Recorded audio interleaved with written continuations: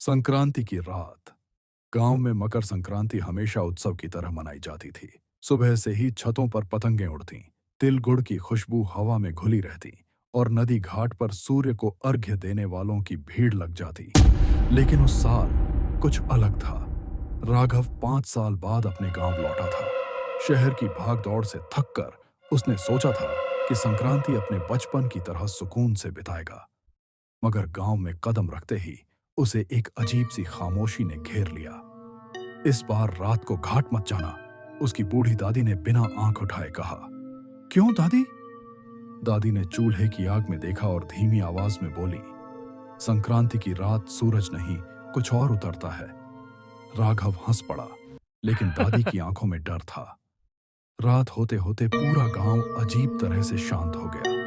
आमतौर पर जहां ढोल नगाड़ों की आवाज गूंजती थी, वहां सिर्फ ठंडी हवा की सिसकारी थी। छतों पर पतंगें कटकर लटक रही थीं, जैसे किसी ने जानबूझकर उन्हें अधूरा छोड़ दिया हो। आधी रात के करीब राघव की नींद टूट गई। छन छन किसी के पायल की आवाज।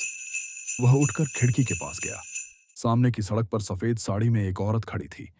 उसके बाल चेहरे पर बिखरे थे और हाथ में एक काली पतंग। पतंग की डोर जमीन पर घिसट रही थी और उससे खून टपक रहा था।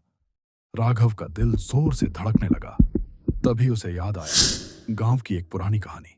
कहते थे, बरसों पहले एक लड़की मकर संक्रांति की रात घाट पर पतंग उड़ाने गई थी। सूरज ढलने के बाद भी वह नहीं लौटी। अगली सुबह उसकी लाश नदी में मिली, गले में पतंग की डोर लिपटी हुई। उस दिन के बाद से संक्रांति की रात कोई घाट नहीं जाता। बस कहानी है, राघव ने खुद को समझाया, लेकिन उसके पैर खुद ब खुद दरवाजे की ओर बढ़ गए।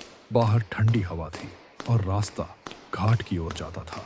घाट पर पहुंचते ही माहौल और भारी हो गया। नदी का पानी काला लग रहा था, जैसे उसमें आसमान की सारी अंधेरा घुल गया हो। तभी उसने फिर वहीं पायल की आवाज सुनी। कौन है? उसकी आवाज कांप गई। औरत धीरे धीरे उसकी ओर मुड़ी।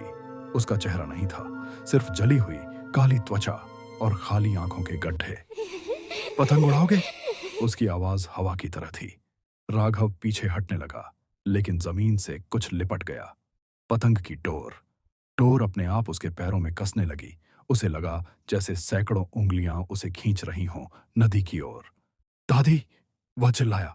तभी सूरज की पहली किरण दिखाई दी। संक्रांति का सूर्योदय। औरत चीखी। उसकी देह धुएं में बदलने लगी, लेकिन जाते जाते उसने राघव के कान में फुसफुसाया, हर संक्रांति कोई ना कोई मेरे साथ जाता है। डोर अचानक ढीली पड़ गई। राघव जमीन पर गिर पड़ा। सुबह गांव वाले उसे घाट पर बेहोश पाए। सबने राहत की सांस ली। दादी ने उसे घर लाकर तिलगुड़ खिलाया और कुछ नहीं पूछा। लेकिन उस रात राघव ने अपने कमरे में एक चीज देखी। खाट के नीचे एक काली पतंग रखी थी और उस पर ताजा खून की बूंदें थीं। बाहर कहीं दूर पायल की आवाज फिर से गूंज उठी और इस बार वह आवाज घर के अंदर से आ रही थी।